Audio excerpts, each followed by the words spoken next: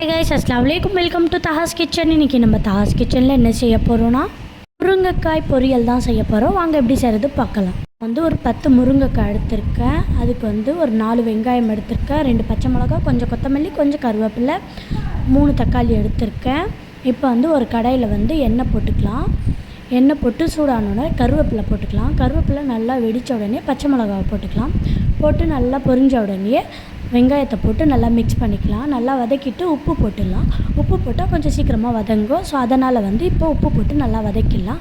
வதக்கிட்டு இந்த மாதிரி ஒரு கோல்டன் ப்ரௌன் கலர் ஆன உடனே தக்காளி போட்டுக்கலாம். தக்காளி போட்டு நல்லா வதக்கிடலாம். வதக்கிட்ட உடனே நம்ம எடுத்து வச்சிருந்த மசாலா, ஸோ அதெல்லாம் நம்ம போட்டுக்கலாம். மிளகாய்த்தூள், மல்லித்தூள், மஞ்சள் தூள், உப்பு, அதுக்கப்புறம் இஞ்சி பூண்டு பேஸ்ட்டு.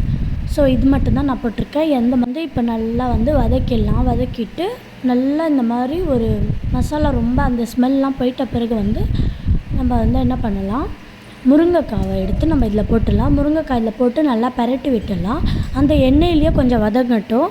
அந்த எண்ணெயிலேயே வதங்கின பிறகு நம்ம 1.5 கிளாஸ் தண்ணி தான் இதுக்கு போட போகிறோம். ஏன்னா சீக்கிரமாக வெந்துடும் முருங்கைக்காய். ஸோ அதனால் 1.5 கிளாஸ் தண்ணி நம்ம ஊற்றிக்கலாம். இப்போது ஊற்றி நம்ம லைட்டாக மிக்ஸ் பண்ணிவிட்டு இப்போ வதங்க நல்லா வேகட்டும். வேகனோட அந்த கலர் சேஞ்ச் ஆகும். அப்போ நம்ம ஆஃப் பண்ணிடலாம்.